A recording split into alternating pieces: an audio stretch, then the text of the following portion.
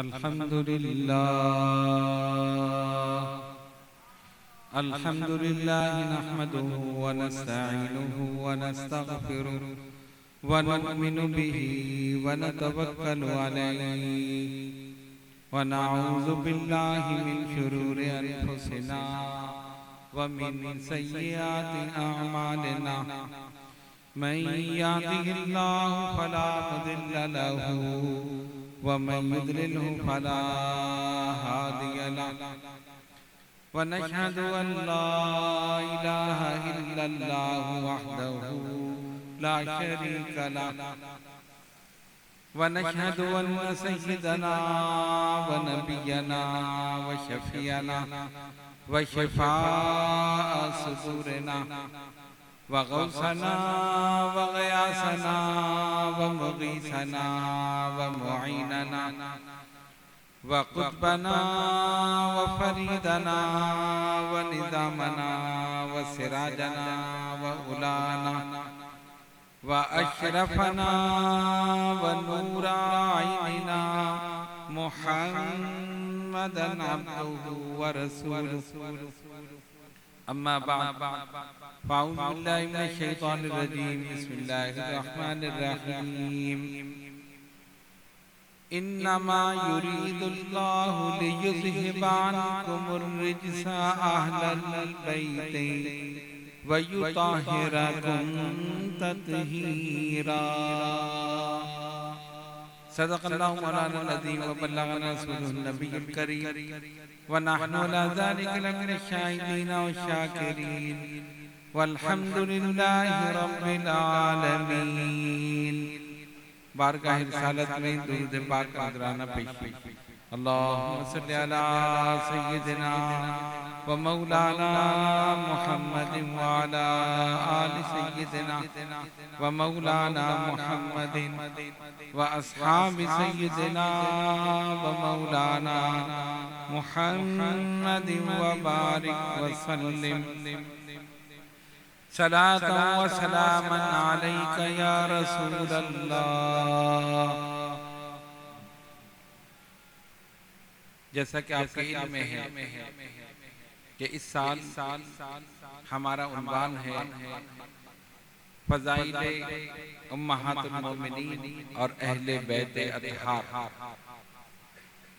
गुज़िश्ता कल आप हज़रात के सामने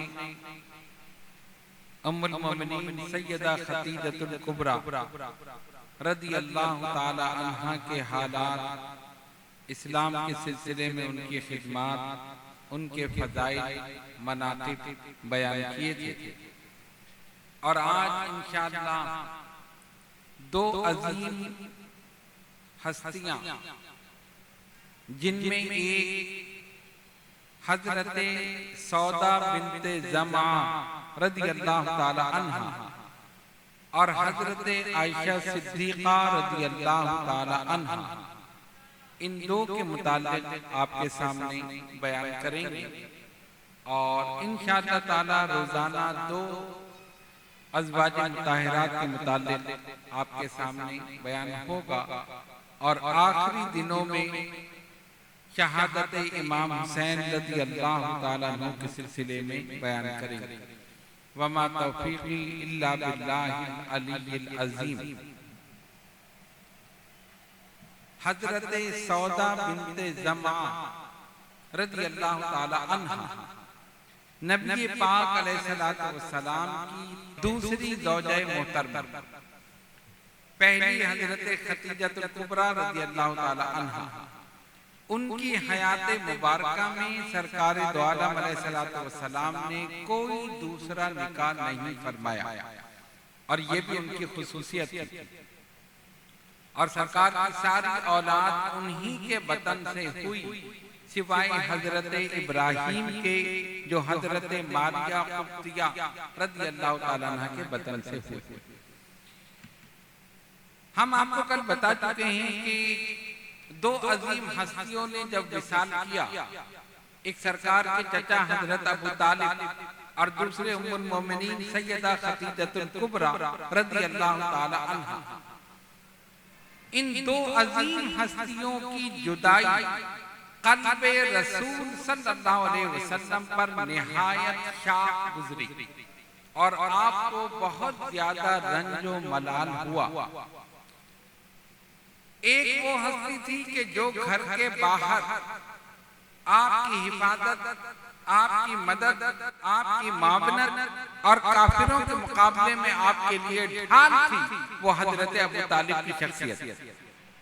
और दूसरी शख्सियत घर के अंदर जब बाहर के तानों तिश्नों से दिल बर्दाश्ता होकर काफिरों की तकालीफ से, उनकी शिकायतों से, उनके जुल्म और सितम से सरकार दो आलम अलैहिस्सलातु वस्सलाम वो सब सहकर घर में तशरीफ लाते थे। तो घर के अंदर जिस जात ने, जिस शख्सियत ने नबी पाक अलैहिस्सलातु वस्सलाम की दिलजोई फरमाई, क़ल्बे मुबारक को तस्कीन दी, वो उम्मुल मोमिनीन सैयदा खदीजतुल कुबरा रज़ियल्लाहु ताला अन्हा।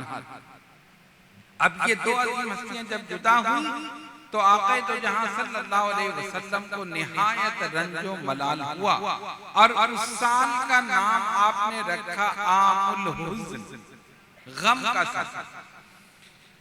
दो कमसिन साहबजादियां सैयदा उम्मे कुलसूम और सैयदा फातिमा ज़हरा रज़ियल्लाहु ताला अन्हा ये घर में थे।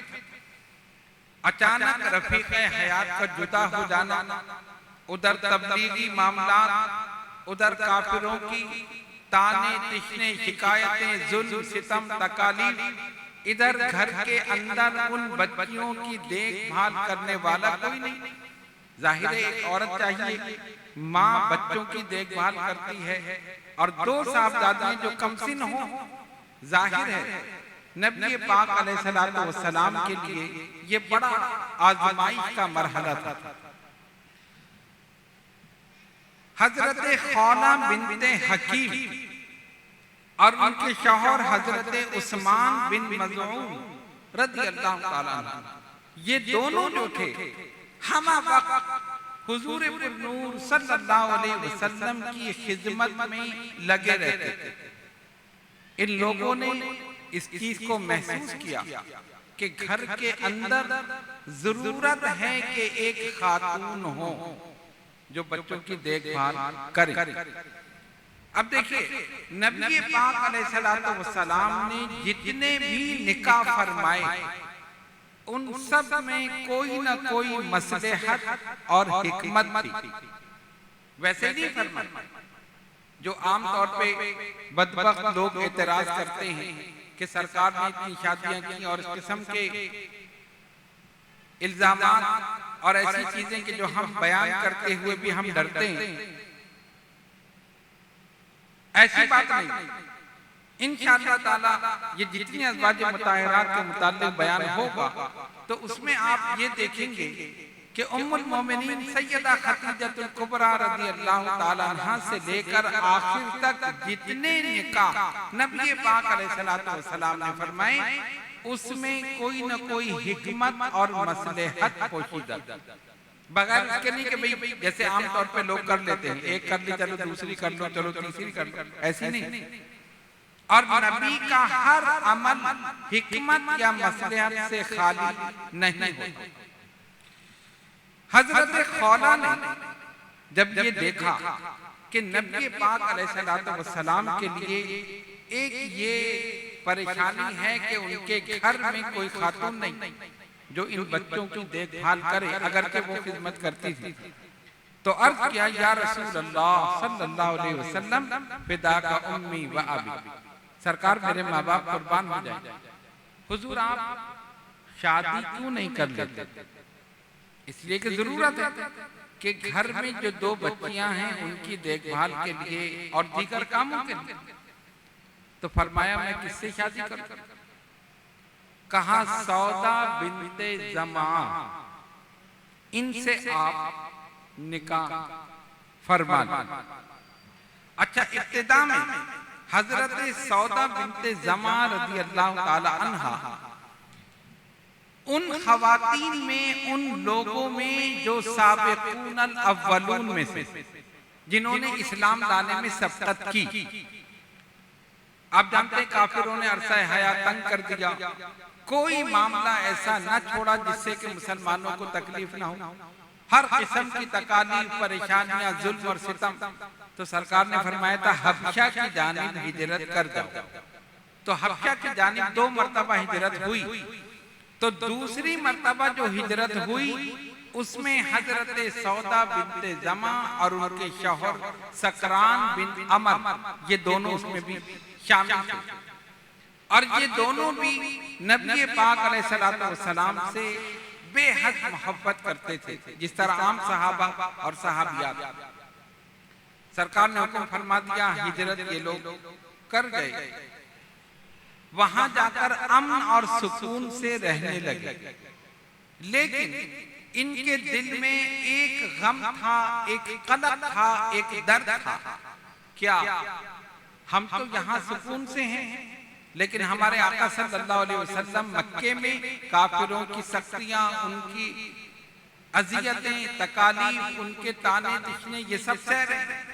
अक्सर आप जिक्र करती थी अपने शौहर से कि देखो हम यहाँ कितने आराम से हैं, लेकिन नबी पाक अलैहिस्सलातु वस्सलाम और दीगर सहाबा किस तरह वहां पर रहते हैं। ऐसा करते हैं कि हम वापस मक्के चलते हैं। ये दोनों अक्सर आपस में गुफ्तगू करते थे। एक दिन हजरत सौदा रज़ी अल्लाह ताला अन्हा ने एक ख्वाब देखा। आसमान पर चांद चमक रहा और अचानक वो टूटकर मेरे ऊपर गिर गया। सुबह हुई, अपने शौहर सकरान से कहा कि सकरान मैंने एक ख्वाब देखा। कौन सा ख्वाब? ख्वाब ये देखा है कि आसमान पे चांद चमक रहा है, अचानक टूटकर मेरे ऊपर गिर गया। उन्होंने कहा वाकई जो कुछ तुम बयान कर रही हो यही तुमने देखा है? हाँ बिल्कुल, जैसा मैंने देखा वैसा बयान कर। उन्होंने कहा बस फिर ये समझ लो अनकरीब मैं इस दुनिया से चला जाऊंगा, मेरा इंतकाल हो जाएगा और तुम नबी पाक अलैहिस्सलातु वस्सलाम की ज़ौजियत में आओगे। अब आप देखिए, उलमा ने ये लिखा कि हो सकता है कि ताबीर का इल्म वो जानते हों, इसलिए कि ख्वाब की ताबीर देना हर एक के बस की बात नहीं। इसीलिए सरकार ने हुक्म दिया कि अपना ख्वाब हर एक को मत सुनाओ। और हदीस शरीफ में आया कि ख्वाब जब तक सुनाया न जाए वो बगैर सर और पैर के, जब सुना दिया गया और जिसको सुनाया गया उसके मुंह से जो निकला वही ताबीर मुरत्तब हो जाए। तो इसलिए किसी आलिम को, किसी अपने शेख को या किसी समझदार इंसान को जो ताबीर का इल्म जानता हो उसे अपना ख्वाब बताना चाहिए। अच्छा, जो कुछ उन्होंने कहा बाद में वो पूरा हुआ। तो इसलिए उलमा ने लिखा कि इसका मतलब ये है कि उनके शौहर ताबीर का इल्म जानते थे। जो कुछ उन्होंने बयान किया बेऐन ही उसी तरह हुआ। इसके कुछ अरसे के बाद सकरान बीमार हो गए और इतने शदीद बीमार हुए कि उसी बीमारी में उनका इंतकाल हो गया। आपको सख्त सदमा पहुंचा। दीगर मुसलमानों के साथ जो हबशा में हिजरत कर गए थे, हजरत सौदा रज़ी अल्लाह ताला अन्हा वहां मुकीम रही और उसके बाद हिजरत करके दोबारा मक्का मुअज़्ज़मा तशरीफ ले आई। हजरत खौला बिनते हकीम सरकार की खिदमत में हाजिर हुई और यही बात बयान की कि आका आप शादी क्यों नहीं कर लेते? एक औरत होनी चाहिए जो घर की देखभाल करे, आपकी 2 छोटी बच्चियां हैं इनकी देखभाल करे। नबी पाक अलैहिस्सलातु वस्सलाम ने फरमाया किससे मैं निकाह करूं? कहा सौदा बिनते जमा रज़ी अल्लाह ताला अन्हा। ये बिल्कुल मुनासिब है और इनसे आप निकाह फरमा लो।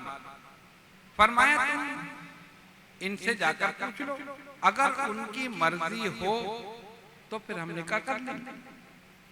ये फौरन उनके पास गई, उनको जाकर ये पैगाम सुनाया। वो खुश हुई, कहा मैं तो वैसे ही आका की गुलाम हूं, मैं तो उनकी उम्मती भी हूँ, वो मेरे आका हैं, मेरे सरदार हैं। अगर ये शरफ, ये मकाम, ये मर्तबा मुझे मिल जाए तो इससे बेहतर और क्या बात कर सकते। नबी की ज़ौजियत में आना ये मामूली बात नहीं। उम्मुल मोमिनीन, मोमिनों की माँ बनना, जितने भी मोमिनीन हैं उनकी माँ, तो मामूली शर्फ नहीं। फौरन रजामंदी जाहिर कर दी। उनके वालिद से पूछा, उन्होंने कहा मोहम्मद सल्लल्लाहु अलैहि वसल्लम से बेहतर कोई इंसान मेरी नजर से नहीं।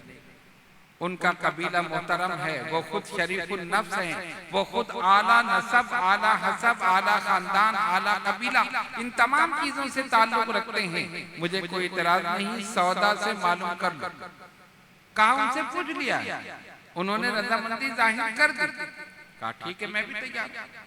चुनाचे इस तरह हजरत सौदा रज़ियल्लाहु ताला अन्हा का निकाह नबी पाक अलैहिस्सलातु वस्सलाम से हुआ। तो ये दूसरी ज़ौजाए मोहतरमा हैं जो सरकार की ज़ौजियत में आई।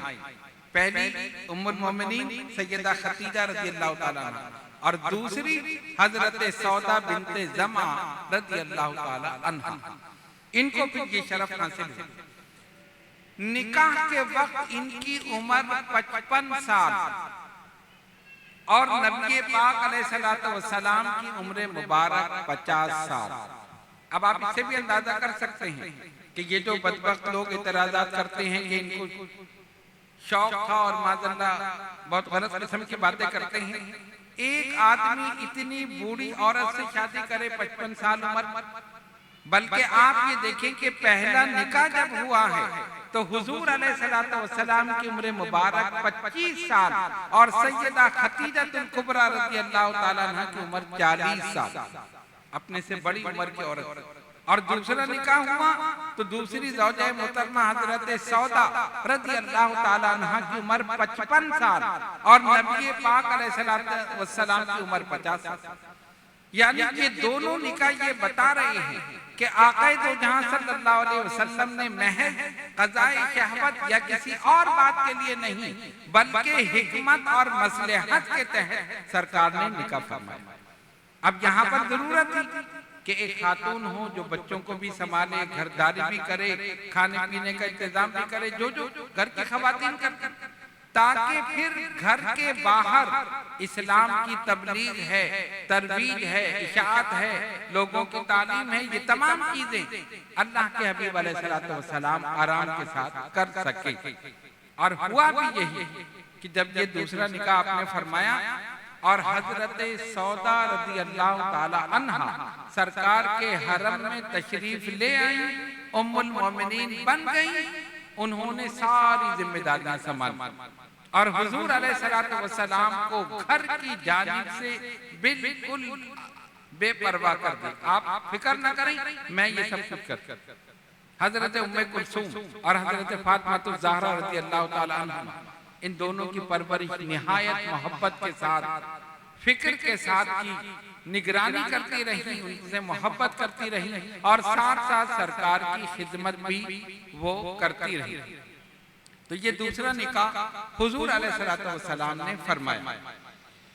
नबुव्वत के 13वें साल अल्लाह के हबीब अलैहिस्सलातु वस्सलाम ने हिजरत फरमाई। कहां पर?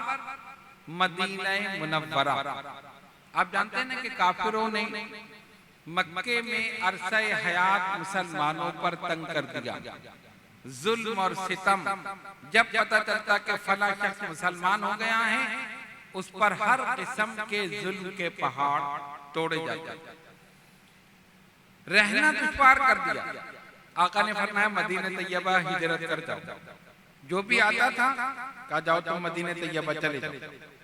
एक गए, दूसरे गए, तीसरे गए, कुछ तन्हा गए, कुछ अहलो अयाल के साथ गए। और उस वक्त भी आप देखें सहाबा की कैफियत क्या थी कि जब ये हिजरत करते थे तो काफिर रोक लेते, कहां जा रहे हो? मदीने तैयबा। ये माल नहीं छोड़ दो, ये सामान नहीं छोड़ दो, ये माल दौलत तुमने कमाई है, यहीं से हम मदीने नहीं ले जाने देंगे। कुर्बान जाओ नुफूस खुदसिया पर। इस्लाम की खातिर माल छोड़ दिया, सामान छोड़ दिया, असबाब छोड़ दिया, घर छोड़ा, मोहल्ला छोड़ा, शहर छोड़ा, दौलत छोड़ी, सिर्फ ईमान की दौलत सीने में लेकर चले, सिर्फ ईमान की दौलत। वो जानते थे कि ये सब कुछ बन जाएगा, लेकिन ईमान की दौलत अगर छिन जाए तो फिर ये हासिल नहीं हो सकती। सब कुछ छोड़ दो। अब जब हिजरत हुई, करते रहे, नबी पाक अलैहिस्सलातु वस्सलाम ने हिजरत फरमाई हजरत अबू बकर सिद्दीक रज़ी अल्लाह ताला अन्हु के साथ। हाजिर हुए, सरकार मैं भी हिजरत कर लूं, मुझे इजाजत हो? फरमाया अबू बकर ठहरो, सब्र करो, हो सकता है अल्लाह तुम्हें बेहतरीन रफीके सफर अता कर। अपनी जानिब इशारा, वो मिजाज शिनासे रसूल सिद्दीक अकबर रज़ी अल्लाह ताला समझ गए कि इशारा सरकार का अपनी जानिब है, ठहर। और फिर हुजूर पुरनूर सल्लल्लाहु अलैहि वसल्लम ने उनके साथ हिजरत फरमाई। अब हिजरत फरमाई और मदीने तैयबा हुजूर पुरनूर सल्लल्लाहु अलैहि वसल्लम तशरीफ ले गए।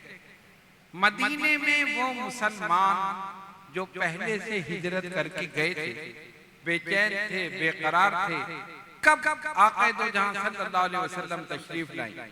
उनको इत्तला मिल चुकी थी कि सरकार रवाना हो गए।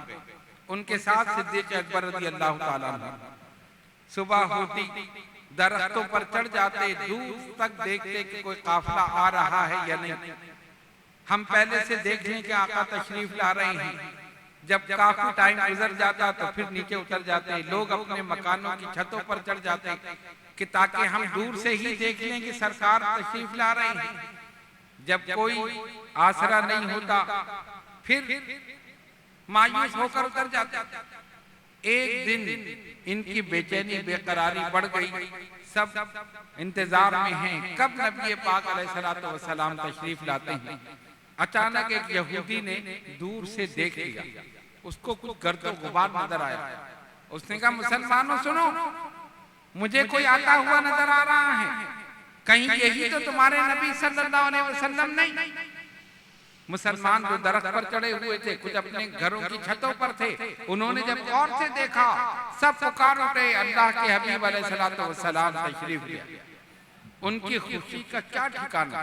गौर करो, जरा सा तसव्वुर करो, जिनके लिए सख्तियां झेली थी वो आ रहे थे, जिन पर जानो मान फिदा किया था वो आ रहे थे, जिनके हाथ पर इस्लाम कबूल किया था वो आ रहे थे, जो अल्लाह के महबूब थे वो आ रहे थे, जो सबसे बेहतर अल्लाह की मखलूक में थे वो आ रहे थे। जैसे सरकार दो आलम अलैहिस्सलातु वस्सलाम तशरीफ लाए, हुजूर पुरनूर सल्लल्लाहु अलैहि वसल्लम ऊँटनी पर तशरीफ फरमा है और तमाम सहाबा खुशी से झूम रहे। शायद ने इसको अपने अंदाज में बयान किया। वो लिखते हैं मुसलमानों के बच्चे बच्चियां मसरूर थे सारे, गली कूचे खुदा की हम्द से मामूर थे सारे। नबुव्वत की सवारी जिस तरफ से होती जाती थी, दुरूदो नात के नगमात की आवाज आती थी।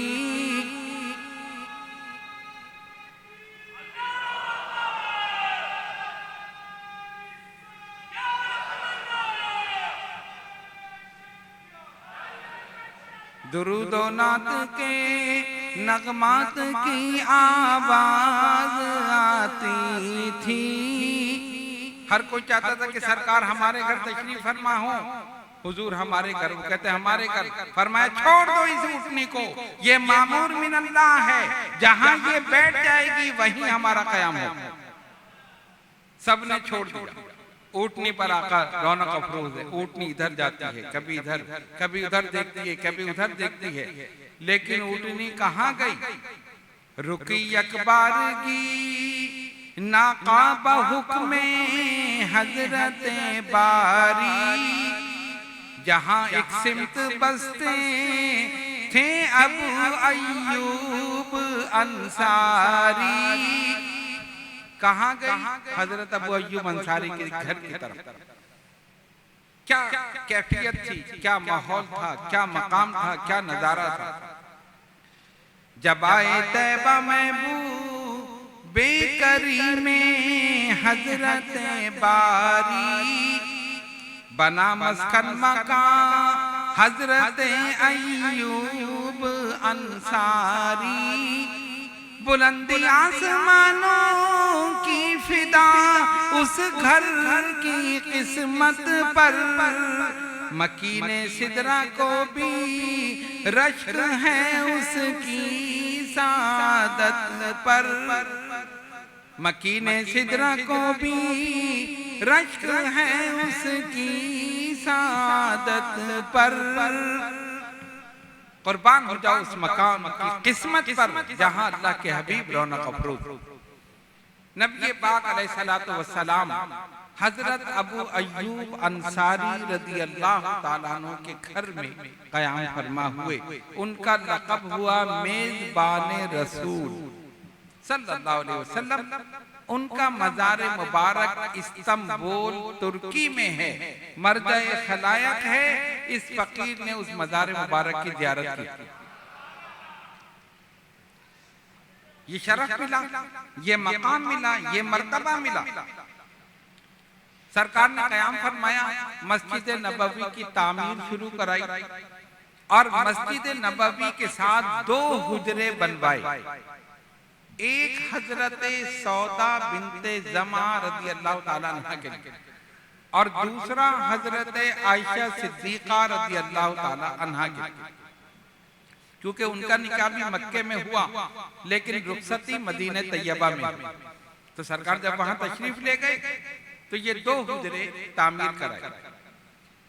हजरत सौदा रज़ी अल्लाह ताला अन्हा उस वक्त तक मक्का मुअज़्ज़मा में थी, क्योंकि नबी पाक अलैहिस्सलातु वस्सलाम ने जिन हालात में और जिस कैफियत में हिजरत फरमाई थी वो आप सुन चुके हैं, यहाँ पर उसकी तफसील का वक्त नहीं है।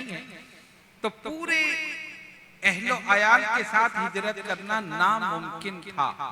इस वजह से सरकार ने अपने साथ सिर्फ सिद्दीक़ अकबर रज़ी अल्लाह ताला अन्हु को लिया और ये दोनों अल्लाह की हिफाजत में मदीने तैयबा पहुंच गए। वरना उन्होंने कोई कसर नहीं छोड़ी थी कि जहां भी ये मिले इनको मारकर कोई खत्म कर दे, या तो ये खबर दे कि हमने मार दिया या इनको जिंदा पकड़ कर ले आए। लेकिन अल्लाह फरमाता है वल्लाहु यासिमुका मिनन नास, ऐ महबूब सल्लल्लाहु अलैहि वसल्लम हम आपकी जान को इन लोगों से बचा ले। वो मारना चाहते थे, अल्लाह बचाना चाहता था। वो खत्म करना चाहते थे, वो बाकी रखना चाहता था। और उसने बता दिया कि याद रखो मारने वाले से ज्यादा बचाने वाला जबरदस्त, और उसने बचाया। सरकार पहुंच गए। जब वो हुजरे तैयार हो गए तो नबी पाक अलैहिस्सलातु वस्सलाम ने हजरत ज़ैद बिन हारिसा रज़ी अल्लाह ताला अन्हु और हजरत अबू राफे रज़ी अल्लाह ताला अन्हु, इन दोनों को 500 दिरहम और 2 ऊंट लेकर भेजा कि मेरे अहले बैत को ले आओ। तो हजरत ज़ैद बिन हारिसा और हजरत अबू राफे ये दोनों रवाना हुए मदीने तैयबा से और मक्का मुअज़्ज़मा आए और हुजूर पुन्नूर सल्लल्लाहु अलैहि वसल्लम के अहले बैत, जिनमें उस वक्त हजरत सौदा बिनते ज़मा रज़ी अल्लाह ताला अन्हा सरकार की दूसरी ज़ौजा मुहतरमा और 2 साहबजादियां सैयदा उम्मे कुलसूम और सैयदा फातिमा ज़हरा रज़ी अल्लाह ताला अन्हुमा, इन तीनों को लेकर बखैर और आफियत मदीने तैयबा पहुंचा। जब मदीने तैयबा ये लोग पहुंचे तो नबी पाक अलैहिस्सलातु वस्सलाम ने उन हुजरों में इनको ठहराया जो इनसे पहले तैयार कर दी गई। हजरत सौदा बिनते ज़मा रज़ी अल्लाह ताला अन्हा निहायत नेक, खुश मिजाज, खुश अखलाक खातून थी। आम लोगों में होता है ना, बहुत से बिल्कुल खामोश रहते हैं, कुछ बोलते नहीं हैं। कुछ वो होते हैं कि जो बहुत ज्यादा बोलते हैं, जहां नहीं बोलना चाहिए वहां भी बोलते हैं, होते हैं ना बहुत सारे लोग।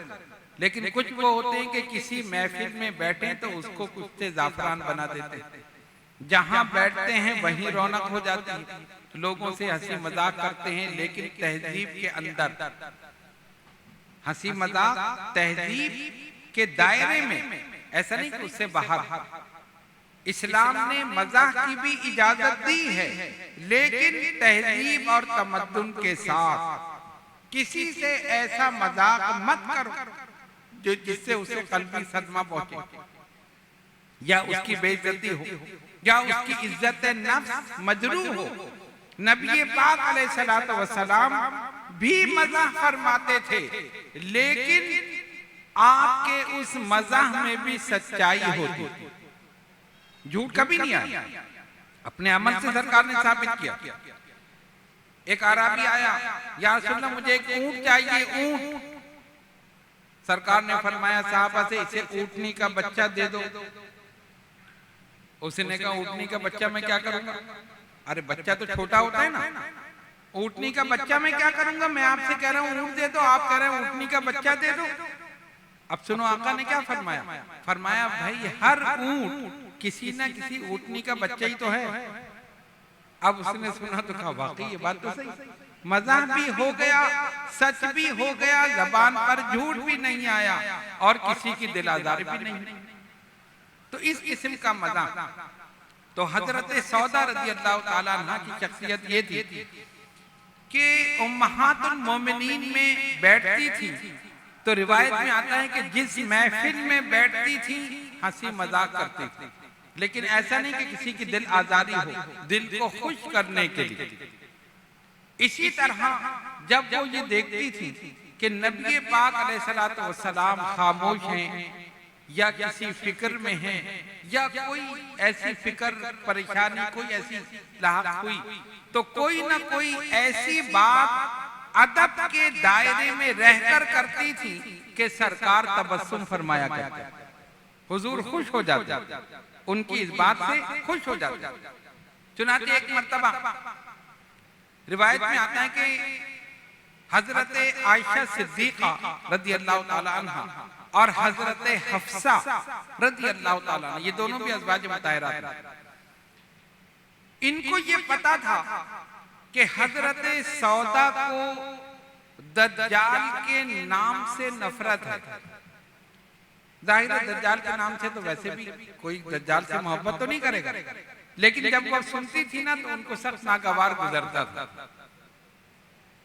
इन दोनों ने क्या किया, हजरत सौदा जब तशरीफ लाई ना तो उनसे कहा कि सौदा तुमने एक बात सुनी?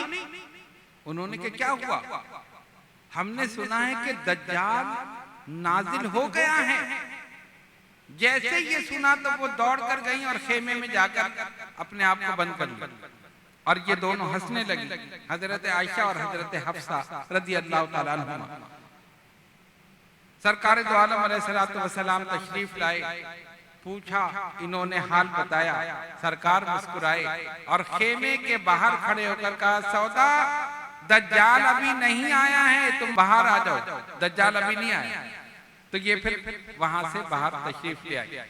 मसला ये कि इस तरह आपस में खुलूस और मोहब्बत इन अज़वाज मुताहरात में था, किसी किस्म की नफरत, शकावत, अदावत या कोई रकाबत नहीं थी, मोहब्बत के साथ रहते।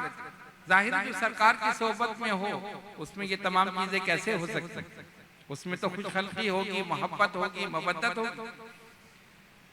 नबी पाक अलैहिस्सलातु वस्सलाम ने 10 हिजरी में जब आखिरी हज अदा फरमाया, अज़वाज मुताहरात को सरकार ने अपने साथ रखा, उनमें हजरत सौदा रज़ी अल्लाह ताला अन्हा भी थी।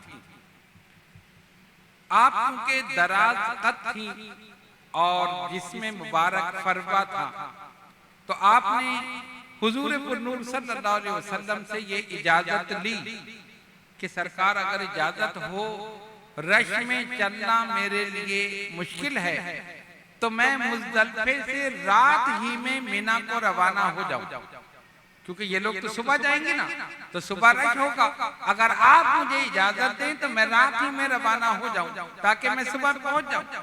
आका ने इजाजत दे दी और हजरत सौदा रज़ी अल्लाह ताला अन्हा नबी पाक अलैहिस्सलातु वस्सलाम के हुक्म से रात ही में रवाना हो गई। आहिस्ता आहिस्ता जिस तरह वो चलती थी, रश में चलना उनके लिए मुश्किल था, तो वो पहले से वहां पहुंच गई और उन्होंने वहां जाकर फजर की नमाज अदा कर ली। हजरत आयशा सिद्दीक़ा रज़ी अल्लाह ताला अन्हा फरमाती हैं कि काश मैं भी ऐसा करती जैसा सौदा ने किया था। इन्होंने तो इजाजत ली और ये चली गई, मैं भी इजाजत लेकर चली जाती तो मैं भी पहले पहुंच जाती।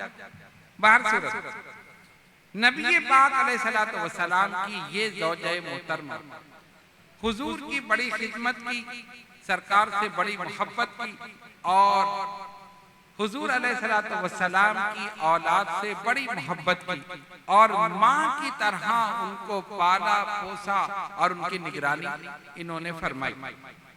एक खुसूसियत आपकी और थी कि चमड़े की सनत में आप महारत रखती थी।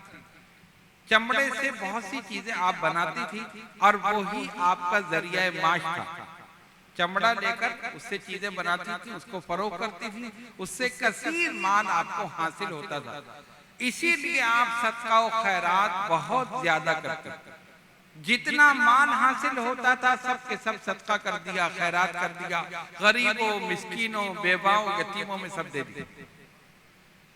हुजूर नूर सल्लल्लाहु अलैहि वसल्लम से 5 अहादीस आपने रिवायत फरमाई, जिनमें से एक बुखारी में और बाकी अहादीस की दीगर कुतुब में मौजूद है।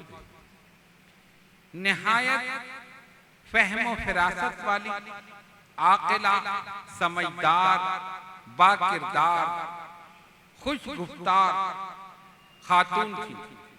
उनका विसाल 22 हिजरी में हुआ। उस वक्त उनकी उम्र मुबारक 72 साल थी। यानी जब निकाह हुआ है, सरकार की ज़ौजियत में आई तो उम्र मुबारक 55 साल थी और विसाल हुआ तो उम्र मुबारक 72 साल थी। गोया उम्मुल मोमिनीन हजरत सौदा रज़ी अल्लाह ताला अन्हु को नबी पाक अलैहिस्सलातु वस्सलाम की हयात मुबारका में 14 साल नसीब हुए। ये शरफ उन्हें हासिल हुआ जो उम्मुल मोमिनीन हजरत खतीजतुल कुबरा रज़ी अल्लाह ताला अन्हा के बाद उनकी इनफरादियत थी और किसी ज़ौजा को इतना अरसा सरकार की रिफाकत में नहीं मिला हजरत खतीजा रज़ी अल्लाह ताला अन्हा के बाद। अल्लाह रब्बुल आलमीन बेशुमार रहमत नाजिल फरमाए उनके मरकज़ मुबारक पर और उनकी नालैन से लगे हुए जर्रों के सदक़े में हम सब के गुनाहों को माफ फरमाए। तीसरी ज़ौजा मोहतरमा उम्मुल मोमिनीन हजरत सैयदा आयशा सिद्दीक़ा रज़ी अल्लाह ताला अन्हा। इसमें गिरामी आयशा, कुन्नियत उम्मे अब्दुल्ला और लक़ब सिद्दीक़ा और हुमैरा, ये उनके अलक़ाबात थे। उम्मे अब्दुल्ला उनकी कुन्नियत इस तरह हुई कि शेख अब्दुल हक मुहद्दिस देलवी मदारिजुन नबुव्वत में फरमाते हैं कि जब हजरत अब्दुल्ला बिन जुबैर इनकी विलादत हुई, जो हजरत आयशा सिद्दीक़ा रज़ी अल्लाह ताला अन्हा के भांजे थे, तो उनको सरकार की खिदमत में लाया गया। आका ने अपने गोद में लिया, दुआब दहन उनको चटाया। हजरत आयशा सिद्दीक़ा रज़ी अल्लाह ताला अन्हा मौजूद थी। सरकार ने फरमाया तुम उम्मे अब्दुल्ला हो, तुम उम्मे अब्दुल्ला हो। उसी वक्त से उनकी कुन्नियत उम्मे अब्दुल्ला हो गई। वालिद गिरामी का नाम अब्दुल्ला, उनकी कुन्नियत अबू बकर और लक़ब सिद्दीक़। वालिदा मोहतरमा का नाम उम्मे रोमान। अब यहाँ पर एक एतराज और उसका जवाब।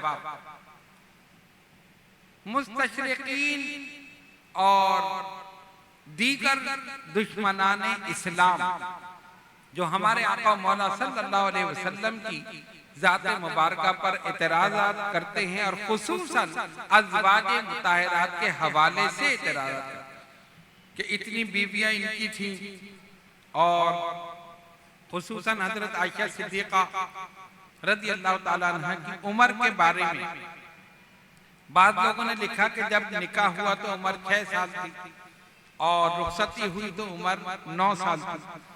किसी ने लिखा कि जब निकाह हुआ तो उम्र 9 साल थी, रुखसती हुई तो उम्र 15 साल थी। मुख्तलिफ रिवायात इस सिलसिले में हैं। वो इतराज ये करते हैं कि इतनी बड़ी उम्र का एक शख्स इतनी कम सिन लड़की से निकाह करे, ये मुनासिब नहीं।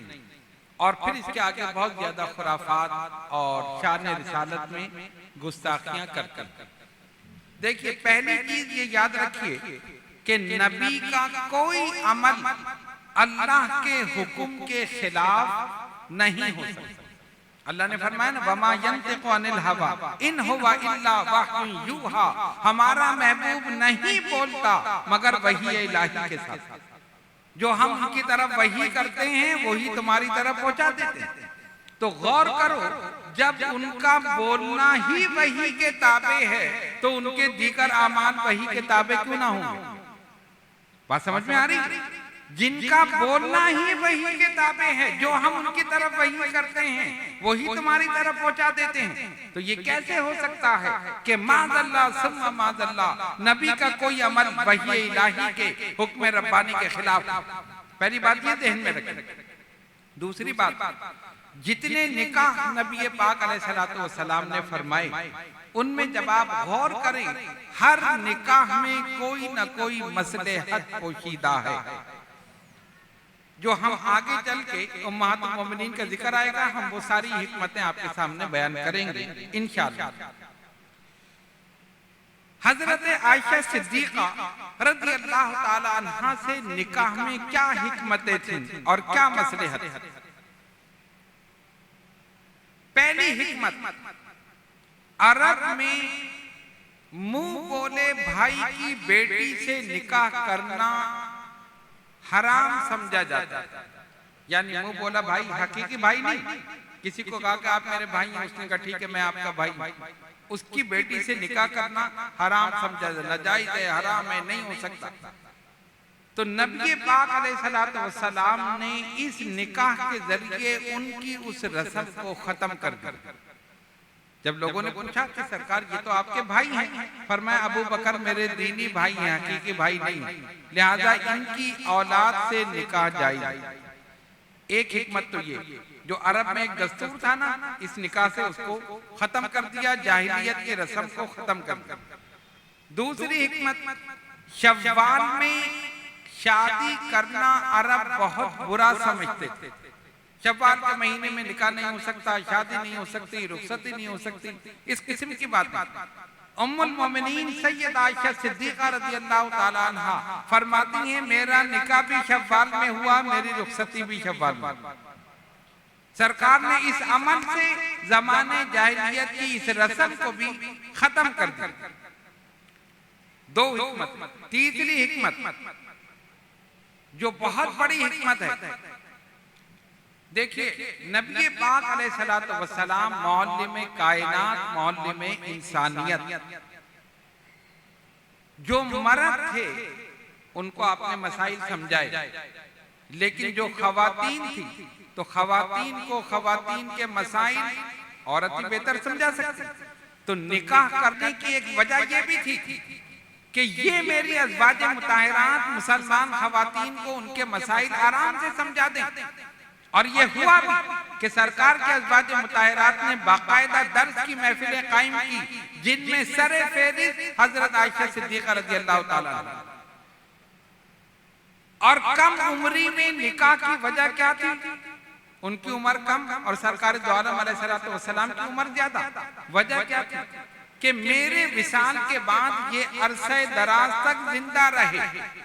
और सरकार ने जब विसाल फरमाया तो उम्मुल मोमिनीन हुजूर अलैहिस्सलातु वस्सलाम के पर्दा फरमाने के 46 साल बाद तक जिंदा रहे।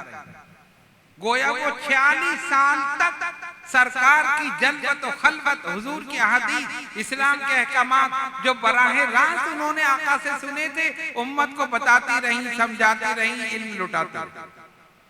ये हिकमत थी नबी पाक अलैहिस्सलातु वस्सलाम।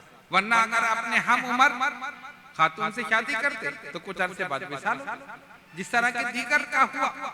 चौथी हिकमत ये थी, नबी पाक अलैहिस्सलातु वस्सलाम उस कम उम्र लड़की में उसकी ज़हानत और फतानत को देख रहे थे, उनकी फ़क़ाहत को देख रहे थे, उनकी बसीरत को देख रहे थे, उनकी सीरत को देख रहे थे, उनकी अकल, फहम और फिरासत को देख रहे थे और जानते थे कि ये मेरे विसाल के बाद अरसे दराज तक जिंदा रहेगी और मेरा इल्म इसके जरिए तमाम उम्मत तक पहुंचता रहे।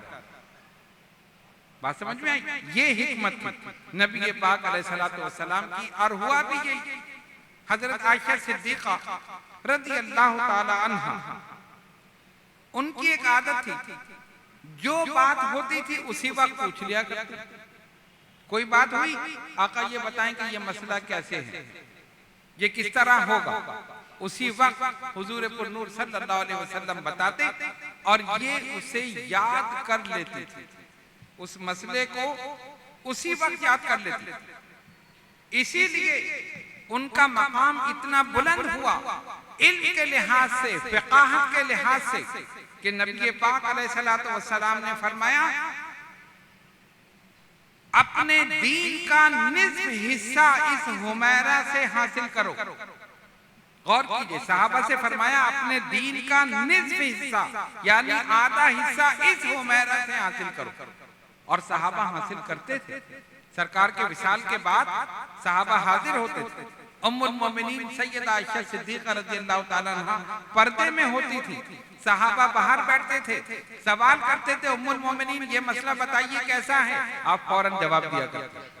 इस मसले का हल क्या है, फौरन जवाब दिया करते। इल्म में, तिब में, शेर में, शेर गोई में, हर चीज में यदे तूला रखती थी उम्मुल मोमिनीन सैयदा आयशा सिद्दीक़ा रज़ियल्लाहु ताला अन्हा। चुनांचे आप सहाबा के अक़वाल सुनिए। इमाम ज़हरी फरमाते हैं, अगर हजरत आयशा सिद्दीक़ा रज़ियल्लाहु ताला अन्हा के इल्म के मुकाबले में तमाम उम्महातुल मोमिनीन बल्कि तमाम औरतों के उलूम को रखा जाए तो हजरत आयशा के इल्म का पल्ला भारी हो जाए। इतना इल्म उन्होंने सरकार से हासिल किया। हजरत उर्वा बिन जुबैर रज़ियल्लाहु ताला अन्हु फरमाते हैं, मैंने किसी औरत को तिब में, फिक़ा में और शेर में हजरत आयशा से बढ़कर नहीं पाया। हर मामले में मैंने इन्हीं को ज्यादा पढ़ा। हजरत अबू मूसा अशअरी रज़ियल्लाहु ताला अन्हु फरमाते हैं, हम असहाबे रसूल जब किसी हदीस पाक को समझने में मुश्किल महसूस करते थे और हमने उस मुश्किल का हल हजरत आयशा से पूछा, खुदा की कसम उसका हल हमने उनके पास पाया। कोई मुश्किल होती थी, हम फौरन उनके पास पहुंच जाते। ये मुश्किल हमें पेश आ रही है, इस हदीस में ये मसला है, ये फला चीज है, फरमाते हैं फौरन उम्मुल मोमिनीन वो मुश्किल हल फरमा देती थी। कभी ऐसा नहीं हुआ कि उनके पास मुश्किल का हल ना हो। हजरत आयशा सिद्दीक़ा रज़ियल्लाहु ताला अन्हा फ़क़ीहा और मुहद्दिसा थी। 2210 अहादीस उन्होंने रिवायत फरमाई, 2210, जिसमें से 147 अहादीस पर इमाम बुखारी और इमाम मुस्लिम मुत्तफ़िक़ हैं। 147 अहादीस पर। और आपने, आपसे दीगर सहाबा ने रिवायत की और ताबईन ने आपसे रिवायत की। ये शान है उम्मुल मोमिनीन सैयदा आयशा सिद्दीक़ा रज़ियल्लाहु ताला अन्हा की। ये उनका इल्म था। बड़े बड़े सहाबा उनके हल्क़े दर्स में शामिल होते थे। जब सहाबा शामिल हों, जब मर्दों का ये हाल है तो फिर औरतों की क्या कैफियत है। किस तरह उन्होंने अपना इल्म औरतों तक और मर्दों तक मुंतकिल किया और 46 बरस तक बराह रास्त सरकार से जो फैज़ हासिल किया था 46 बरस तक उसको आगे पहुंचाया। ये हुजूर अलैहिस्सलातु वस्सलाम की निगाह नबुव्वत थी। आपने अपनी निगाह नबुव्वत और रिसालत से, बसीरत से देख लिया था कि आज ये कम उम्र लड़की जिसको मैं अपनी ज़ौजियत में ले रहा हूं, मेरे विसाल के बाद अरसे दराज तक इल्म लोगों को पहुंचाती रही। ये उनकी शान थी। उनकी बरकतें भी बहुत ज्यादा। एक सफर में नबी पाक अलैहिस्सलातु वस्सलाम तशरीफ ले जा, सरकार की कैफियत ये थी कि किसी ज़ौजा मोहतरमा को किसी सफर में आप साथ रखते थे। उम्मुल मोमिनीन सैयदा आयशा सिद्दीक़ा रज़ी अल्लाह ताला अन्हा सरकार के साथ सफर करने लगे। एक मकाम पर पहुंचे, आपका हार जो था वो गुम हो गया। हार होता नहीं गले में औरतें पहनते, खो गया। इन्होंने तलाश किया, नहीं मिला। काफिला चलने के लिए तैयार था। इन्होंने अर्ज किया, रसूल अल्लाह सल्लल्लाहु अलैहि वसल्लम, मेरा हार खो गया, मिल नहीं रहा। सरकार ने एक आदमी को बुलाया, भाई आयशा का हार ढूंढो। वो चले गए तलाश करने के लिए। फरमाया, पड़ाव डाल दो, यहीं पर ठहर जाओ, आयशा का हार मिलेगा तो फिर चलेंगे। पड़ाव डाल दिया गया और नबी पाक अलैहिस्सलातु वस्सलाम अपना सरे अनवर उम्मुल मोमिनीन के जानों पर रखकर आराम फरमा हो। उधर क्या हुआ, जिस जगह पड़ाव किया था वहां पानी नहीं, और पानी नहीं तो वुजू नहीं। बगैर पानी के वुजू हो सकता नहीं? हो सकता। और बगैर वुजू के नमाज नहीं हो सकती। नमाज होती है बगैर वुजू के? नहीं। सब ने बोले, इसका मतलब है कुछ बगैर वुजू पढ़ना ही चाहिए। पढ़ तो नहीं रहे? अच्छा, सही। मुअज्जिन साहब ने सबसे पहले हाथ उठाया, ये तो पढ़ ही नहीं सकते, इसलिए इकामत ही इनको करनी। खैर, बहरहाल एक आदमी से पूछा ना कि बगैर वुजू नमाज होती है? कहता हाँ होती है। कैसे? कहना मैंने पढ़ी थी, हो गई थी। ऐसे तो नहीं करते आप लोग। बगैर वुजू के नमाज नहीं, और बगैर पानी के वुजू नहीं। अच्छा, सहाबा रिज़वानुल्लाह ताला अलैहिम अजमईन वो देख रहे हैं कि यहाँ तो पानी नहीं, अब नमाज का वक्त करीब आ जाएगा।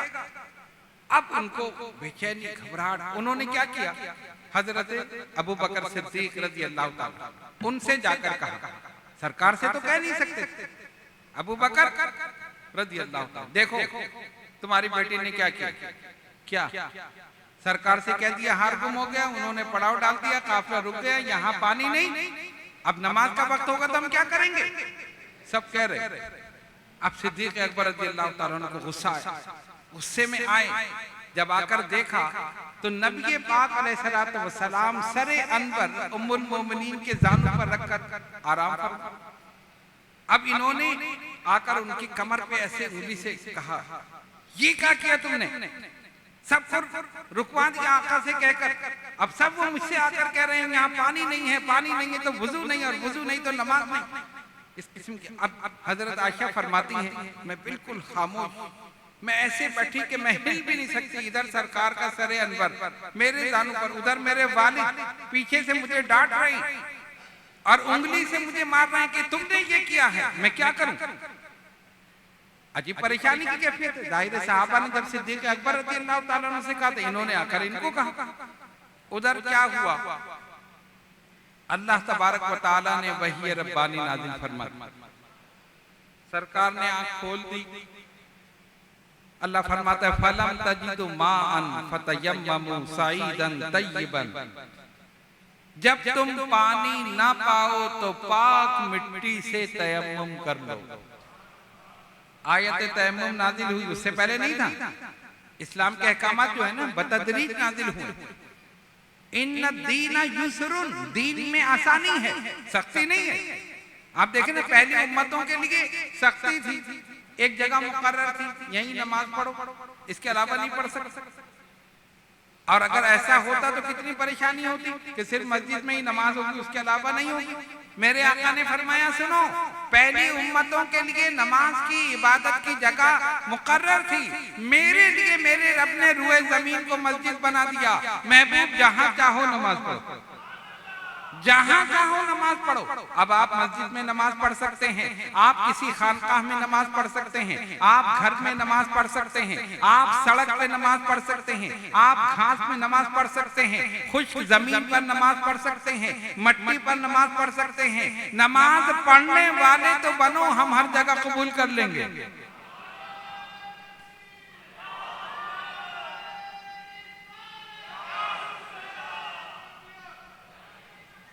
हर जगह नमाज। इसी तरह पहले अगर पानी ना हो तो नमाज नहीं हो सकती थी, इसलिए कि वुजू नहीं हो सकता।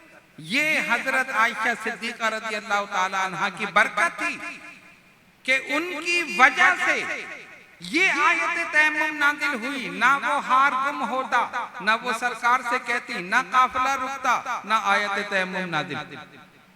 और हुआ यही, जब आयत तयम्मुम नाज़िल हो गई और कुरान ने कह दिया जब तुम पानी ना पाओ तो पाक मट्टी से तयम्मुम कर लो, सहाबा खुश हो गए और फिर काया पलट गई।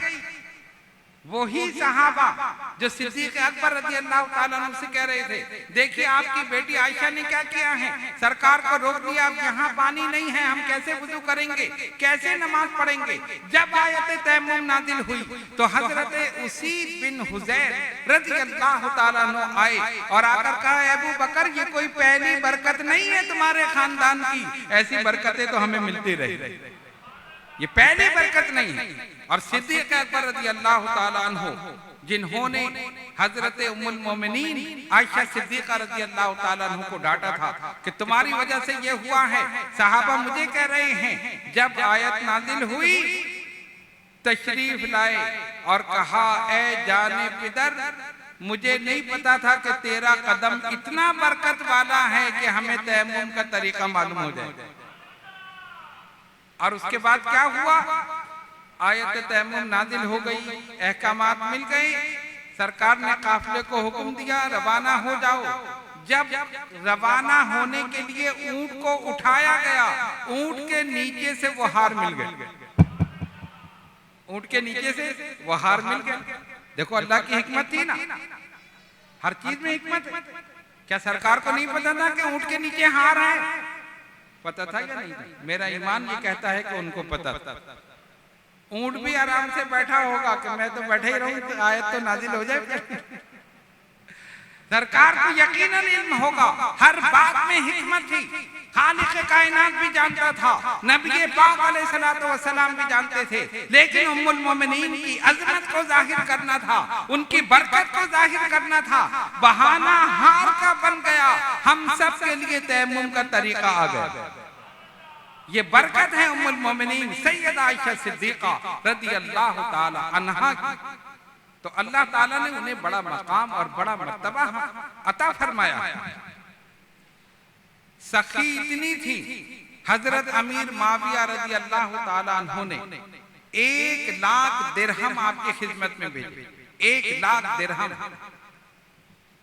आज तो लाख की कोई हैसियत नहीं है, कोई हैसियत है लाख की? कोई वैल्यू नहीं। उस जमाने में 1 लाख दिरहम आयशा सिद्दीका रज़ी अल्लाह ताला अन्हा के पास। रावी कहता है वो दिरहम आए सुबह से लेकर शाम तक, बल्कि शाम होने से पहले आपने वो 1 लाख दिरहम सब गरीबों यतीमों में खैरात कर दी। 1 दिरहम भी शाम को आपके पास नहीं था, 1 दिरहम भी आपके पास नहीं था। इसी तरह उनकी एक खुसूसियत ये भी है, सरकार ने फरमाया आयशा जिब्रील आए हैं और तुम्हें सलाम पेश कर रहे हैं। जिब्रील आए हैं और तुम्हें सलाम पेश कर रहे हैं। फरमाती है मैंने कहा मेरी तरफ से भी अस्सलाम वालेकुम व रहमतुल्लाह, मेरी तरफ से भी सलाम पेश कर दिया। आपका एक गुलाम था जिसका नाम था अबू यूनुस, वो किताबत में बड़ा माहिर था। आपने उससे कुरान करीम का एक नुस्खा लिखवाया खुद अपने लिए, और आप उसी नुस्खे से तिलावत करती थी। हजरत आयशा फरमाती कि सूरह बकरा और सूरह निसा का जब नुज़ूल हुआ, मैं उस वक्त हुजूर अलैहिस्सलातु वस्सलाम के पास मौजूद थी जब इन 2 सूरतों का नुज़ूल हुआ। और वो आयशा सिद्दीक़ा रज़ियल्लाहु ताला अन्हा कि जब सरकार हुजरे में उनके होते थे तब भी कुरान नाजिल होता, तब भी कुरान नाजिल होता। उम्मुल मोमिनीन फरमाती हैं मेरी 3 खुसूसियतें हैं जो किसी ज़ौजा मोहतरमा को हासिल नहीं हुई। एक ये है कि मैं बाकिरा हुजूर के निकाह में आई, दूसरी ये है कि मेरी बारात में कुरान की आयत नाजिल हुई, और तीसरी ये है कि मेरी गोद में नबी पाक अलैहिस्सलातु वस्सलाम ने विसाल फरमाया और मेरे हुजरे में ही आराम फरमा। क़यामत तक उस हुजरे में सरकार आराम फरमा। तो ये है शान उम्मुल मोमिनीन सैयदा आयशा सिद्दीक़ा रज़ियल्लाहु ताला अन्हा की। उन्होंने नबी पाक अलैहिस्सलातु वस्सलाम से बेहद मोहब्बत। एक सहाबी अर्ज करते मैंने सरकार से पूछा या रसूल अल्लाह सल्लल्लाहु अलैहि वसल्लम आपको कौन सबसे ज्यादा प्यारा है? फरमाया आयशा। कहा मर्दों में? कहा उनके वालिद अबू बकर सिद्दीक रज़ियल्लाहु ताला। इसी तरह दीगर अहादीस हैं। इससे ये पता चला कि नबी पाक अलैहिस्सलातु वस्सलाम को आपसे बेहद मोहब्बत थी। इसीलिए हजरत सौदा बिनते ज़मा रज़ियल्लाहु ताला अन्हा ने फरमाया या रसूल अल्लाह सल्लल्लाहु अलैहि वसल्लम मैंने अपनी बारी भी आयशा को दे दी। सरकार ने बारियां मुकर्रर की थी ना, एक दिन एक ज़ौजा मोहतरमा क्या, दूसरे दिन दूसरी, तीसरे दिन तीसरी। इन्होंने कहा मैंने अपनी बारी भी उनको दे दी। दीगर अज़वाज मुताहरात रश करती थी कि आका दो जहां सल्लल्लाहु अलैहि वसल्लम कितनी मोहब्बत फरमाते हैं। उम्मुल मोमिनीन सैयदा आयशा सिद्दीक़ा रज़ियल्लाहु ताला अन्हा।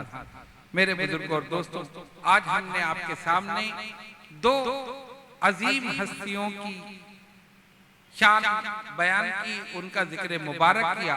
एक हजरत सौदा बिनते ज़मा रज़ियल्लाहु ताला अन्हा जो दूसरी ज़ौजा मोहतरमा, और दूसरी हजरत आयशा सिद्दीक़ा रज़ियल्लाहु ताला अन्हा जो तीसरी ज़ौजा मोहतरमा। इंशाअल्लाह कल परसों और इसके बाद जो सिलसिला चलता रहेगा तो रोजाना 2 अज़वाज मुताहरात के मुताल्लिक आपके सामने बयान करेंगे। इसी ज़ौक़ और शौक़ के साथ आप तशरीफ लाते रहिए। ये सब हमारी माएँ हैं, हमारे सर के ताज हैं, उम्महातुल मोमिनीन हैं। अल्लाह ने इनको ये अजीम मर्तबा, अजीम मकाम अता फरमा दिया कि या निसाअन नबी लस्तुन्ना काहतिम मिनन निसा। ए नबी की बीवियों तुम आम औरतों की तरह नहीं हो, तुम तो बेमिसाल हो, बेनजीर। जब वो नबी बेमिसाल और बेनजीर है तो जरूरी था कि उसके निकाह में जो आए वो भी बेमिसाल हो, वो भी बेनजीर हो, वो भी लाजवाब हो। अल्हम्दुलिल्लाह मेरा रसूल भी बेमिसाल है, उनकी तमाम अज़वाज भी बेमिसाल। अल्लाह तबारक व तआला इन सब के मरकज़ मुबारक पर बेशुमार रहमतें नाज़िल फरमाए। उनके वसीले जलीला से हम सब पर अपनी रहमतें बरकतें नाज़िल फरमाए और हम सब के गुनाहों को माफ़ फरमाए। व आखिरु दावाना अनिल हम्दुलिल्लाहि रब्बिल आलमीन।